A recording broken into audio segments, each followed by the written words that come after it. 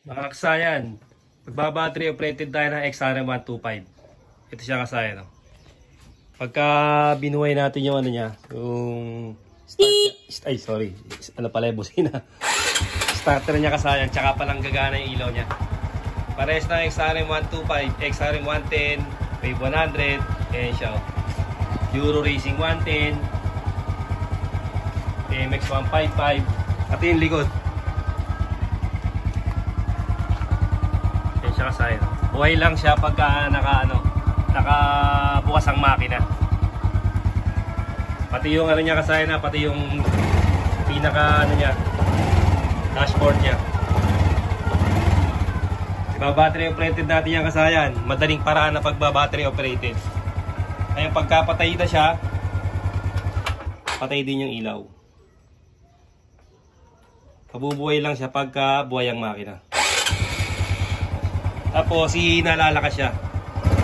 Hindi siya stable.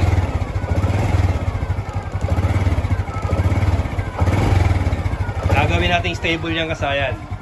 Babaklasin muna natin yung mga kaha niya. Pagkabaklas kasayan, babalikan namin kayo ha. Ito na kasayan, nabuksan na natin. Sa left side lang kayo ha. Sa left lang yung ano niya. Tatanggalin nating pairings niya. Ito siya. Dito hindi ko na tinanggal kasi lalabas na naman siya rito. Pwede na to. Huwag tong kabila kasi ito sa may indicator to eh. Yan, sa indicator to. Dito tayo pupunta. Etong yellow na to kasayan, tatanggalin natin to rito. Bali, malambot pa naman siya. Ang gagawin ko, ihugutin ko na lang yung yellow niya. Kasi malambot pa naman eh. Ang kailangan natin hugutin dito yung papuntang taas ha. Yan ang kukunin natin papataas, hindi yung papuntang stator. Ito siya. Kali dito tayo maghuhugot sa pinakataas. Pwedeng putulin, pwedeng hugutin. Ito siya o yan. Kasi ito papuntang stator to eh. Hugutin ko muna to kasayan, tapos babalikan ko kaya to. Itong yellow ha. Huwag tong puti kasi charging to. Itong yellow, itong yung light coil. Babalikan ko kasayan pagka nabunot ko na to. Ayan na siya kasayan, nabunot na siya. Bali, ang ibig sabihin niya pagka nabunot na natin to, wala na siyang wala nang ilaw. Wala na tong supply galing stator.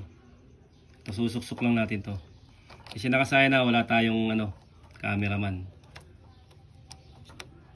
Pumasok pa. Pag kinuha na tong motor, hindi naman natin mabibidyo. Marami pa naman nag-request sa atin ito. Kasayan, babalik lang muna natin to. XRM125 to kasayan na. Mamaya ko na yan ipipix. Ito na, nailabas na natin yung yellow. Etong yellow na to, ito yung pagka binuhay nyo ngayon yung motor. Kahit anong motor na ginagawa nyong battery operated na ganito ha. Pagka binuhay nyo yung motor, pansinin nyo, wala na siyang ilaw. Ayan siya. Wala nang ilaw, pati sa dashboard. Wala, pati sa taillight. Ayan, wala rin. Wala rin siya. Ngayon, etong ginawa dito, naglagay sila ng on-off switch ng ilaw, ilaw sa harap. Ito ngayon yung duduktungan ko tong ilaw na yung switch na to papunta rito. Kukunin ko tong yellow na to. Etong yellow na to ilalagay ko sa isang kamay ng switch. Tapos yung kabilang kamay naman, yun ang ilalagay natin sa accessory wire. I-ready ko to kasayan na, i-ready ko to. Ibabalik ko muna siya sa stock. Halimbawa nagpalagay kayo ng ganito, ibalik niyo siya sa stock. Kung gusto niyo na sabay-sabay yung yung park light, headlight, tsaka tail light. Kung gusto niyo na magkahiwalay yung park light, tail light, bali ang gagawin niyo, isa pa uling switch. Bali ang gagawin ko dito, isang switch na lang yung tatlo na to, park light, headlight, tail light. Pagsasama-samahin ko ito kasayan na, tapos dudugtungan ko papunta rito sa may kulay yellow. Pag nadugtungan ko na yan dito, pag mahaba na yung wire papunta rito, babalikan ko kayo.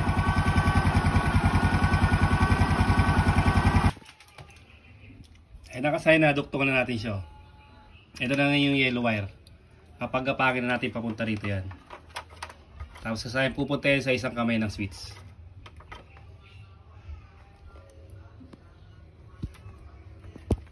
Siya kasayan ha. Ito siya kasayan yung switch. Yung kasayan, ituturo ko na rin sa inyo kung paano yung mag-battery operated ng headlight lang, ano, na wala na kayong puputulin, na wala na kayong hahanapin na supply. Yung pinakamabilis na paraan na paglagay nyo ng, ano, ng on-off switch ng, ano, ng ilaw, ano. Ito yung pinakamabilis na paraan. Dito yun, oh. Hindi kayo magpuputol ng yellow wire, hindi kayo maghahanap ng supply ng headlight. Hindi rin kayo maghahanap ng accessory wire. Ito. Hanapin nyo lang yung headlight nyo. Pag nakita nyo na yung headlight, meron ditong kulay green. Ito yung negative. Pag hinugot nyo yung kasayan, hinugot nyo itong negative. O ito na siya, oh. Pag hinugot nyo yung negative, syempre magiging dalawa siya. O, magiging dalawa na to. Ilalagay nyo rito yung switch. O. Pag nakalagay na yung switch dito, ito na yung on-off switch ng ilaw. Wala na kayong puputulin, wala kayong ibang hahanapin. Mas hindi nakakalito kasi hindi nyo hahanapin yung supply ng headlight para mag-battery operated o maglagay ng switch. Dito lang siya. Switch lang to kasi na yung paglagay ng switch pala, hindi siya battery operated. Para meron lang siyang patayan pero stator drive pa rin siya. Ito negative. Sa negative siya kinuha.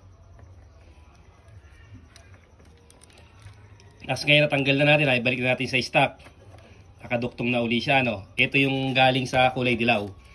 Ilalagay natin dito. Kasi may kulay dilaw sa yan, lagay natin dito ha. Sa isang kamay ng switch. Ito siya rito. Mamaya ipipix ko lang ito mamaya kasi ang importante maituro ko sa inyo yung ano, kung paano mag battery operated. Ba't ba tayo nagba-battery operated ng ganito? Para mas maiwasan natin yung mas malakas pumundi ng ilaw. Napupundihan tayo ng ilaw, ng headlight, lalo na yung taillight. Ito pag naka-battery operated na, bihirang-bihira ka nang mapundihan ng mga bulb.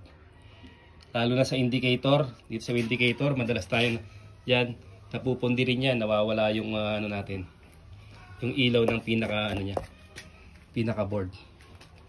Kasi ano siya, naka-stator drive. Tapos kasayan, maghahanap ka rito ng kulay black. Hanapin niyo yung kulay black dito.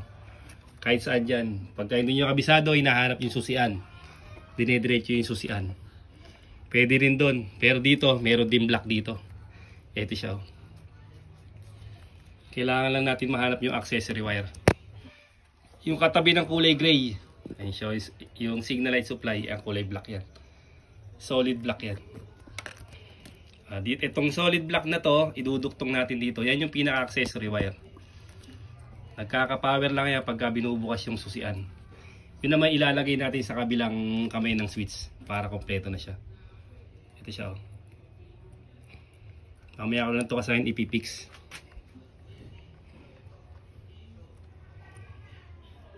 Parehas na parehas kasahin sa ano XRM 110.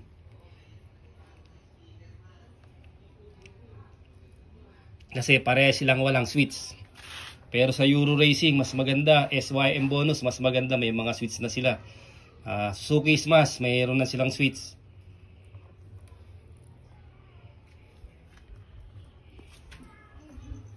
Sana.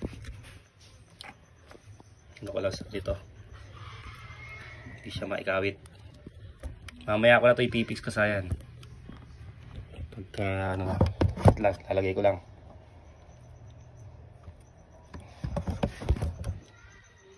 Ayan na siya. Nailagay na natin yung itong kulay yellow Ito. Yung yellow na inugot natin papunta dito sa isang kamay ng switch. Yung accessory wire na kulay black papunta naman sa kabila. Okay na ngayon yan. Pagka nagbukas tayo ng susian at saka inon natin yung ginawa yung switch, may ilaw na yan. Ito na siya. Ayan na yung ilaw niyan. Tapos mag-high and low na tayo. High and low na ng ilaw. Sa taillight, ganun din. Meron na rin siya.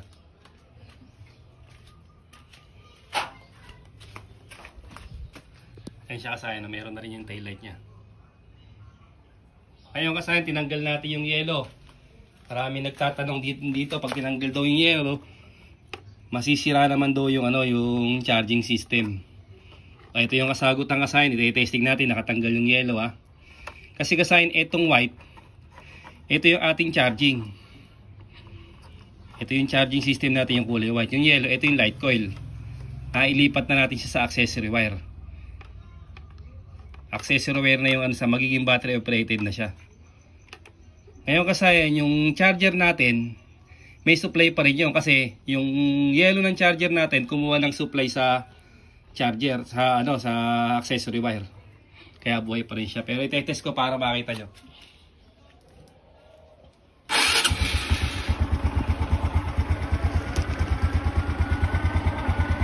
Siya kasayan ha. I-test natin para malaman nyo na baka sabihin nyo, baka mamaya mag-overcharge naman siya.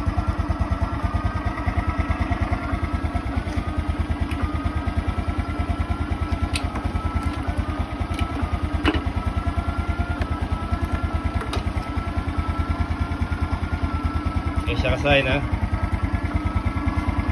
12.1.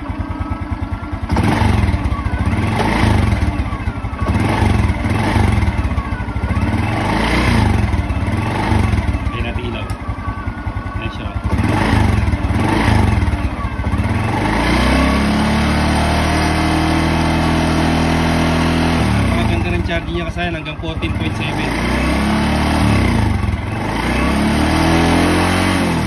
Siya kasayan. Walang magiging problema yung kasayan. Okay na okay yan. Okay na okay yung charging yan. Naka battery operated na nga yung kasayan. Maiwas pundi na yung kasayan. Maiiwasan na yung pagkapundi ng ano, ng ating mga ilaw.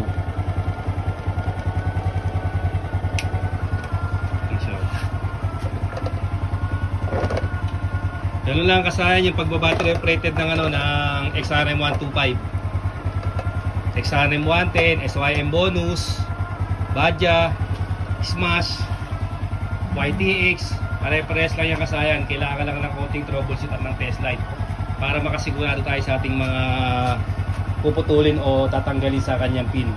Hanggang dito lang mga kasayan. Salamat sa panonood.